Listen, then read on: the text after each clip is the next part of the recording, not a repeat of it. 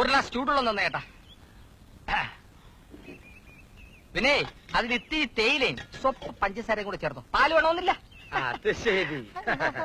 അതെ, കണ്ണി കണ്ണന് കടം കൊടുക്കാൻ എനിക്കിത് ചക്കാത്തിട്ടൊന്നല്ല. കൃഷ്ണ, നിനക്ക് മലയാളം അറിയില്ലേ? ഞാൻ സാക്ഷരതാ ക്ലാസ്സിൽ പോയിക്കൊണ്ടിരിക്കുക. 5 രൂപ 35 പൈസ നീ എനിക്ക് തരാനുണ്ട്.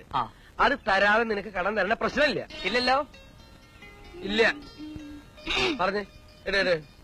എന്നാ ഒരു ചായയും കൂടി തന്നിട്ട് 6 രൂപയായിട്ട് എഴുതിക്കും. ഇതാരാണെന്നറിയോ? എന്റെ മോളാ.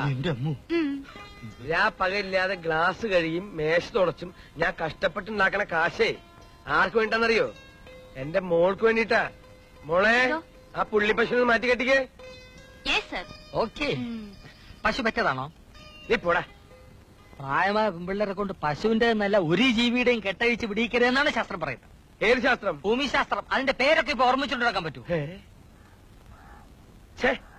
എടാ, ചായക്കട തുടങ്ങുന്നതിന് മുമ്പ് എന്റെ പണി എന്താണെന്ന് നിനക്കറിയോ? പൊന്നുതമ്പുരാന്റെ തൃക്കൈന്ന് വീരശങ്കര മേടിച്ചിട്ടുള്ളവനാ ഈ ഗാമഭാസ്കരൻ നായർ.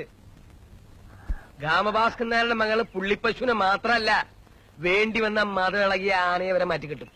എന്റെ അച്ഛൻ പറഞ്ഞു ഞാൻ കേട്ടിട്ടുണ്ടേ. അതാണ് അങ്ങേര് പറഞ്ഞു തന്ന അവസാനത്തെ കഥ.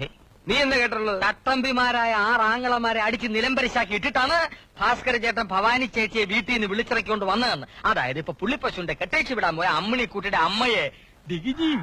ഞാൻ പോട്ടെ. നീ അങ്ങനെ പോണ്ട. പഴോ കാപ്പിയോ ചായയോ പപ്പടോ ഒക്കെ കഴിച്ചിട്ട് പോയാ മതി. എന്തൊരു നെഞ്ചേരു. നിങ്ങളൊന്ന് നോക്ക്. ഗാമ ഭാസ്കരൻ നായർ എന്ന് പറഞ്ഞ അക്കാലത്ത് വെള്ളക്കാരായ ഗുസ്തിക്കാർ വരെ വിറയ്ക്കും. നീഗ്രോകള് നടുങ്ങും, അറബികൾ കിടുങ്ങും. ഇതായേട്ടാ ആവശ്യത്തിന് ഇതിലുണ്ട്, കഴിച്ചോ. പഴം തലയിലുണ്ട്.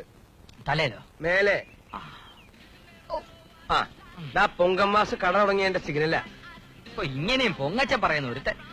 അതങ്ങനെ അല്പന ഐശ്വര്യം കിട്ടി അർദ്ധരാത്രിക്ക് കൊട പിടിക്കും. ഇതുപോലെ ഇന്നലത്തെ ചട്നി ഇരിപ്പുണ്ട്, കുറച്ച് ഒഴിക്കട്ടെ ഞാൻ. പുട്ടിനി ചട്നി ഒന്നും വേണ്ടേ ചേട്ടെ, ഒന്ന് പോയാട്ടെ, ഞാനൊന്ന് കഴിച്ചോട്ടെ. ഇനി പഴം കൊടുക്കാം.